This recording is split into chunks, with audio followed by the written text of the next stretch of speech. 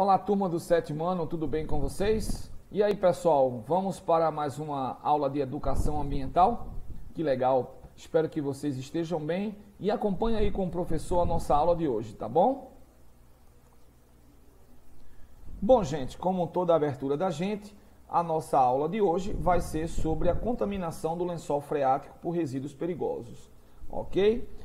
Então, sétimo ano, a primeira coisa que a gente tem que se perguntar, né, o que é um lençol freático? Então, a gente vai dar aí uma introdução para vocês a respeito desse assunto, tá? Trazendo primeiro um esquema para que vocês possam observar, tá? Como é feito essa contaminação desses resíduos até chegar, não é, aos lençóis subterrâneos, né, às águas subterrâneas, tá? Daqui a pouquinho a gente volta para esse esquema. Vamos continuar, vamos ver aí o nosso primeiro slide para que a gente possa entender um pouquinho como é que funciona, né, e o que é um lençol freático. Bom, um lençol freático, conhecido também como lençol d'água, ok? É uma forma de reservatório natural de água subterrânea, ok? Que se acumula entre as rachaduras das rochas. Corresponde também, pessoal, a reserva de água subterrânea, que é proveniente de quem? Da chuva, que se infiltra através dos poros e fissuras presentes no solo. Podemos dizer, então, que o lençol freático é a superfície de contato direto entre a água proveniente do escoamento superficial e a água subterrânea. Exemplo, quando chove, o que é que acontece? Uma parte da água permanece na superfície e a outra se infiltra no solo, chegando aonde? Até o lençol freático. Bom, uma pergunta para vocês aí, gente. Como ocorre a contaminação por resíduos perigosos? Bom, o lençol freático fica muito próximo à superfície, né, e qualquer atitude pode afetá-lo. Assim como a chuva irriga o solo e lago, né, segue também para o lençol freático. Então, a mesma chuva em contato com material contaminado, que são os resíduos perigosos, pode penetrar com a mesma facilidade, né? É comprovado que a maior parte dos problemas ecológicos estão relacionados às ações gananciosas e desrespeitosas do ser humano, não é verdade? Relacionamos as principais formas, tá certo, de contaminação dos lençóis de água, para que vocês possam entender. Vamos trazer aí a primeira, que a gente já vem comentando isso há muito tempo, né? Trazemos para vocês aí há muito tempo, que são os lixões e aterros sanitários que são administrados de forma irregular, né? Aterros sanitários irregulares, áreas que recebem um lixo, que não são fiscalizados, contaminam o solo como? Com o chorume, né, que são esses fluidos provenientes do lixo. Ao se infiltrar, né, no solo, esses fluidos vão alcançar quem?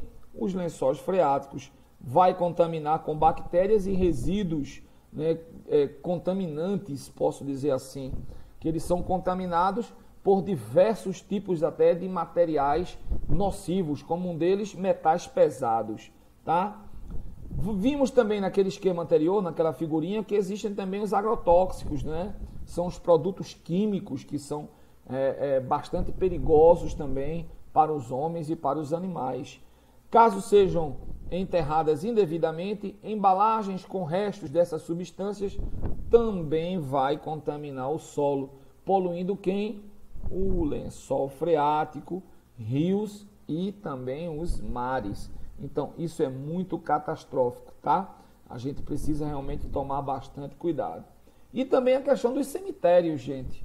A contaminação por meio de decomposição dos corpos, né? Que vai fornecer ao solo diversos contaminantes. Quais são? Os coliformes fecais, bactérias e também metais, inclusive chumbo e alumínio, tá certo? Então, é preciso ter muita fiscalização, é preciso que os governos façam a parte deles, para obter a licença de operação, cumpra as determinações de segurança, todo o protocolo para que possam funcionar de maneira que não venha gerar danos ao meio ambiente, tá certo? Bom, gente, uma coisa importante também de comentar com vocês aí, ó. Qual é a importância de descartar os resíduos perigosos corretamente? Qual é a importância? Bom, além de contribuir com a preservação da saúde pública e ambiental, estará atendendo à legislação, como eu estava falando agora há pouco, né, sem correr o risco de multas e penalizações, ou seja, as empresas, né, que usam materiais perigosos e contaminantes têm que ter um descarte adequado, né? Há casos que os devidos procedimentos de destinação dos resíduos perigosos trazem benefícios à própria empresa, que pode até reutilizar os materiais no processo de fabricação de novos produtos. Aí, beleza, isso é muito bom, essa reciclagem. Para isso, não basta apenas separar o lixo, né, ou seja, o resíduo, é importante ter a certeza de que ele vai passar pelos processos de descontaminação. O melhor caminho é contratar o quê? Um serviço qualificado para o descarte de resíduos perigosos. São diversas empresas, gente, que atuam nesse ramo, né? São empresas que fornecem soluções desde a coleta, tá certo? E transporte, né, até o tratamento ou destinação final desses resíduos, né, de forma adequada, de forma que seja fiscalizada, né, que sigam as normas, né, e leis vigentes, não é? O que é muito importante para evitar também não só transtornos, né, à população, como também à própria empresa, que vai ser multada, autuada, vai pagar uma fortuna, não é, de multa, e algumas até têm a licença cassada, fechando as portas, gerando aí até um desconforto muito grande para a empresa, não é isso? Então, isso é muito importante a gente trabalhar, ok? Bom, pessoal, vamos falar aí das principais características, né, do lençol freático. Bom, vamos falar de algumas delas. Então, o lençol freático ou nível freático, já sabemos que é a superfície, não é? É uma superfície que se encontra no limite superior do volume de água. Portanto, não corresponde à própria massa de água que se armazena no solo. O solo em que se encontra o lençol freático, a gente sabe que esse solo ele é permeável, ou seja, pode haver infiltração, né, para o seu interior, o que possibilita que a água proveniente das chuvas, como nós falamos agora há pouco, tá, vai aí infiltrar-se através dos poros e fissuras, como nós já havíamos dito aqui, alimentando o que? A reserva de água subterrânea. Então, o lençol estende-se ao longo dos cursos d'água, acompanhando-os como uma linha contínua, tá? A gente vai voltar àquela figurinha para que vocês possam entender melhor. Então, volume, gente. O volume do lençol freático, né, ele vai sofrer variações, né, segundo o regime de chuvas. Outro aspecto que determina esse volume é a porosidade do solo, que pode permitir, vamos dizer assim, um maior volume de água superficial que vai entrar dentro desses poros ou dessas fissuras, né? Ou seja, que vai se infiltrar. Sendo assim, nos períodos chuvosos, né, o volume do lençol freático tende a aumentar. Já nos períodos de seca, o volume de água armazenada diminui bastante. Normalmente escoa, né, para as nascentes, como a gente vê em área principalmente de preservação de mata, não é isso? Continuando, vamos falar aí da questão referente à profundidade. Lembrando que é importante vocês darem uma pausa para que vocês possam copiar o assunto no caderno. Não temos no livro didático o assunto, então é preciso que vocês, em toda a aula, dêem uma pausazinha e copiem, fazendo um resumo daquilo que vocês acham mais interessante, porque é assunto de prova, não é verdade? Profundidade. Os lençóis freáticos, eles delimitam, geralmente, uma zona armazenada por águas bastante puras. Isso ocorre pelo fato de que as águas, né, superficiais, ao se infiltrarem, não é, infiltram-se e passam por um processo de filtração, de filtragem, né? À medida que passa pelos poros e fissuras do solo, né, eles vão aí pelas camadas que vão passando, então a água chega mais pura. Normalmente encontram-se próximos às superfícies, ou seja, a água que se infiltra não alcança grandes profundidades. Outra dificuldade que impede que as águas atinjam maiores profundidades é a presença de um solo, por exemplo, rochoso e impermeável, característica que torna o lençol freático suscetível à contaminação. Tá? A profundidade do lençol freático pode variar também segundo características do solo, do clima e também da cobertura vegetal e da topografia. Tá bom? Próximo slide, a gente vai falar aqui, ó, a importância do lençol freático. Qual é a importância desse lençol? Bom, atualmente vivemos em um cenário no qual a disponibilidade de água é cada vez menor, é água potável, não é isso? Desencadeando aí diversos problemas e criando inúmeros conflitos em todo o mundo. A redução dos recursos hídricos tem sido acompanhada pelo aumento expressivo de sua poluição, gerada pelo descarte incorreto de resíduos industriais, de lixos, dos agrotóxicos e também pelo uso irracional, ok? Vamos lá, os lençóis freáticos são importantes, não é verdade? Pois representam uma alternativa à falta de água do mundo, visto que são capazes de alimentar rios, lagos e oceanos, ok? Por possuírem água de boa qualidade, os reservatórios delimitados pelo lençol freático são vistos como uma alternativa sustentável para suprir o quê? Justamente a demanda de abastecimento de água a toda a população mundial. A água subterrânea delimitada pelo lençol freático apresenta pouca perda ocasionada pelo processo de evaporação. Por quê? Porque está abaixo do solo. Além disso, vai auxiliar quem? Os rios, né, a não transbordarem, ok? Absorvendo o excesso de água proveniente das chuvas. Então isso, gente, é muito importante. Bom, ainda seguindo, vou voltar aqui um pouquinho, porque ainda não terminamos essa parte de baixo. Seguindo aqui, o uso de água do lençol freático remonta a tempos antigos e vem alcançando, visto que novas técnicas têm sido desenvolvidas para a construção de poços e bombeamento d'água.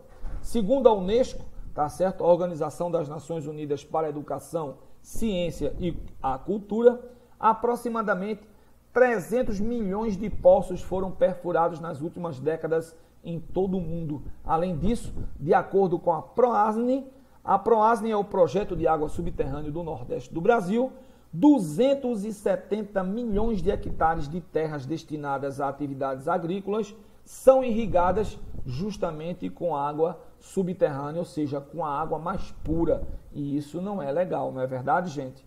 Isso é muito ruim para o futuro, porque é justamente essa reserva que pode nos salvar, né, da escassez total de água potável no mundo. Bom, novamente eu friso, né, a respeito da contaminação dos lençóis freáticos, tá certo?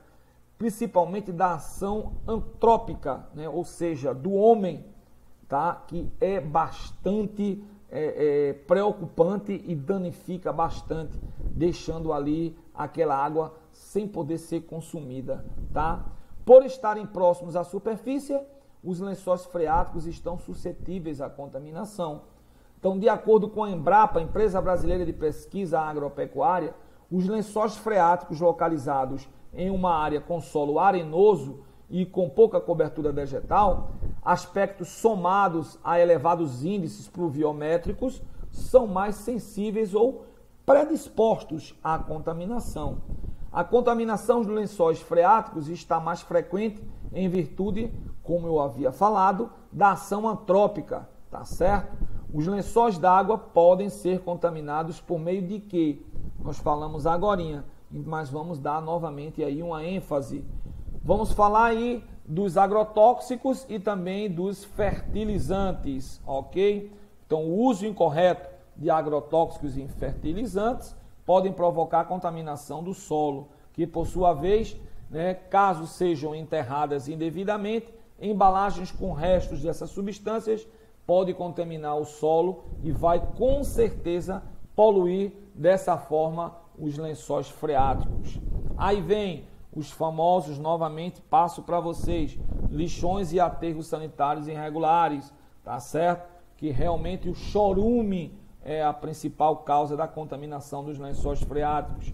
A questão também dos cemitérios, olha, lençóis freáticos situados próximos a cemitérios também são suscetíveis à contaminação por meio da decomposição, como havíamos falado, dos corpos, ok? Que vai fornecer ao solo diversos contaminantes que nós falamos aí, os coliformes fecais, as bactérias e metais, né? Como chumbo e alumínio.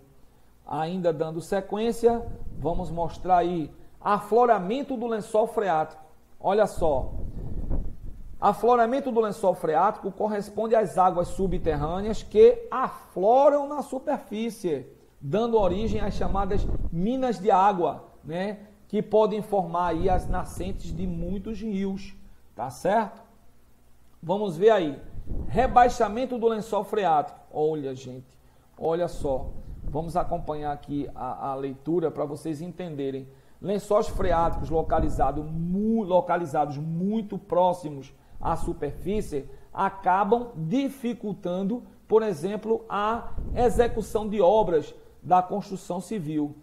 Para que não haja eventuais problemas, visto que as obras normalmente necessitam de maior profundidade, não é verdade, para serem executadas, é imprescindível que se realize o que chamamos de rebaixamento do lençol freático.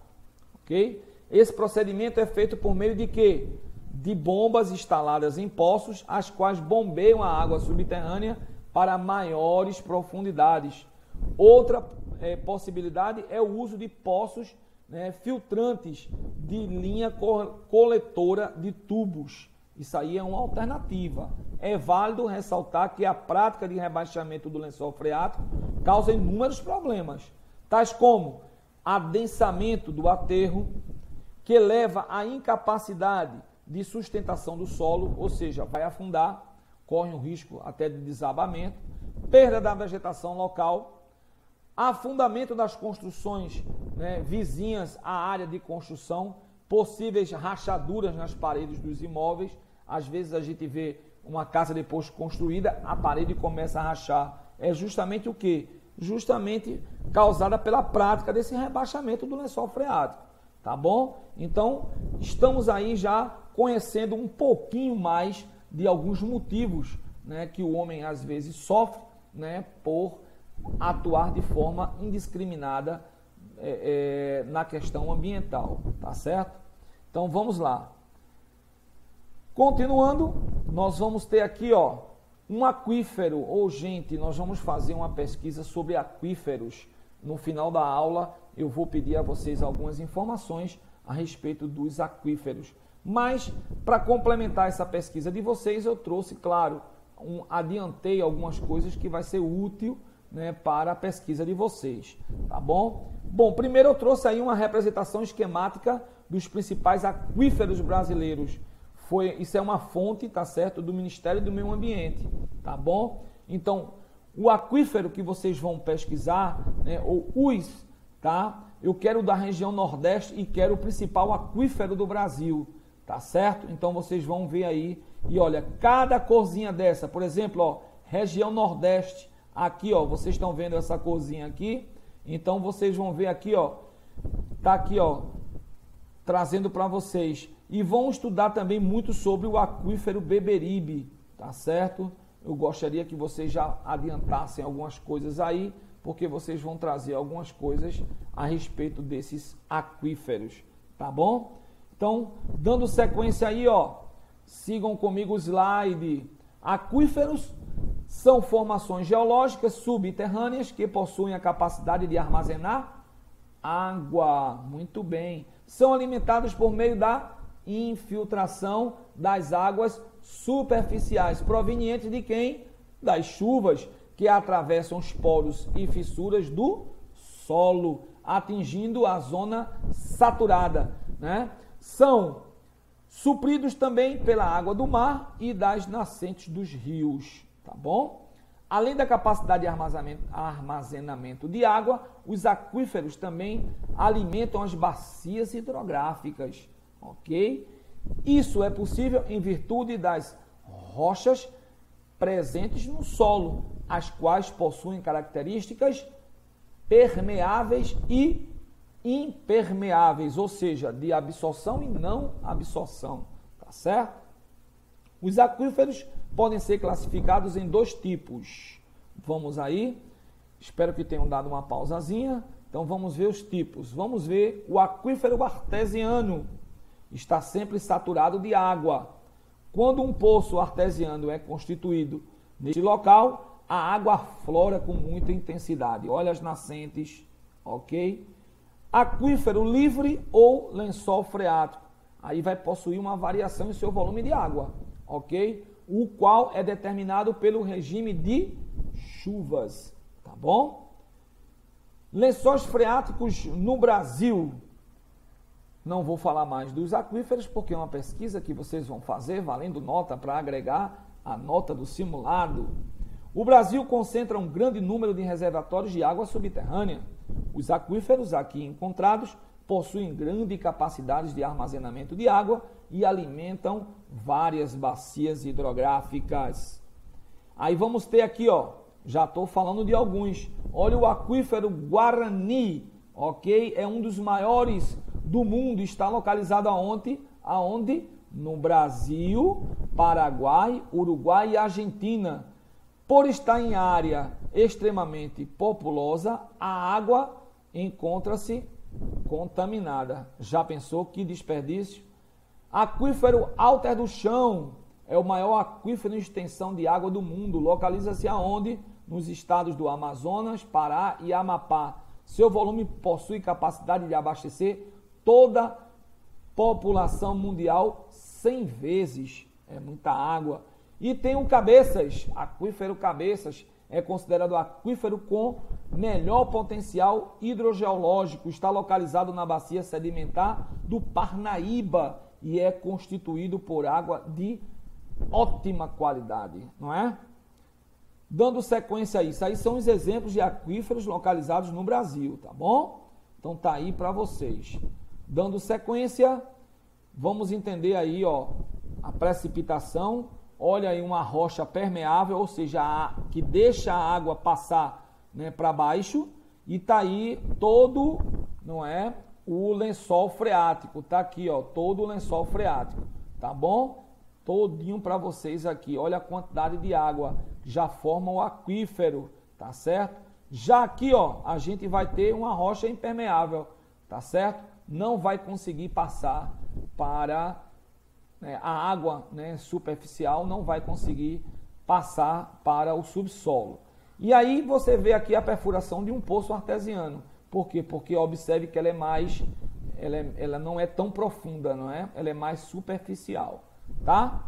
Dando sequência, vamos ver aqui o que é que apareceu. O lençol freático corresponde à superfície que limita as zonas saturadas e de aeração, localizadas acima da água subterrânea armazenada. Então tá aí esse esquema para vocês, tá bom? Dando sequência, vamos trazer para vocês o que o professor prometeu lá da primeira aula, lá do primeiro slide, para mostrar para vocês todo esse esquema. Então estou voltando aqui para a gente encerrar a aula de hoje, já que a gente já viu tudo a respeito, então, do lençol freático. Então tá aqui, ó. Agora vocês podem ver esse esquema e vocês podem, não é, comentar com o professor. A figurinha atrapalha aqui, mas aqui não atrapalha. Então tá aqui, ó. Você tem uma área onde há uma boa vegetação, tá certo? Então há chuva, a precipitação. O que é que acontece? A água vai escorrer e a água vai entrar no solo. Se a gente tem depósitos de combustíveis e esses depósitos não sejam impermeáveis, o subsolo vai ser contaminado e, consequentemente, também tanto o aquífero, não é verdade? Ou seja, toda a água subterrânea vai sofrer com a ação, né, de metais perigosíssimos encontrados, não é, nos combustíveis. Olha o esgoto aqui, gente, o esgoto doméstico, não é verdade? Olha o aterro sanitário, onde o chorume também vai penetrar, ok? Quando a gente tem também a agricultura, olha aqui, ó, fazendo aqui, ó, o uso de agrotóxicos aqui, ó, que podem penetrar também no solo e contaminar as águas subterrâneas. Olha um lago já poluído aqui, gente, que também vai deixar, quando chover, né, vai aumentar o volume e, consequentemente, vai haver infiltração de água contaminada que vai também comprometer as águas subterrâneas, tá bom? Então, tudo isso é bastante preocupante.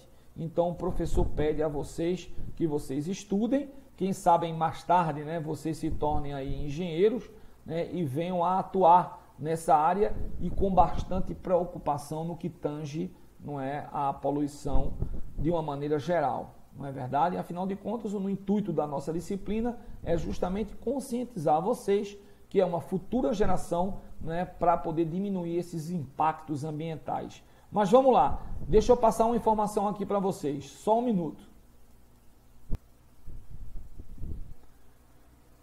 Então, pessoal, vocês aí vão fazer uma pesquisa sobre aquíferos, tá certo? E os principais aquíferos brasileiros, tá bom? A importância deles, aonde estão localizados, tá? Façam uma pesquisa. Quando a pesquisa estiver pronta, tá? Vocês vão entregar no colégio para que eu possa ver a pesquisa de vocês e atribuir uma nota para que a gente possa fazer aí um somatório nessa unidade, tá? Tudo que a gente faz é aproveitado para melhorar a nota de vocês. Então, peço a vocês que façam essa pesquisa, ok? Na próxima videoaula eu informo a data para entrega, para poder a gente lançar a nota de vocês, tá bom? Então, deixa eu desejar para vocês aí tudo de bom e até a nossa próxima videoaula de educação ambiental. Até mais, pessoal!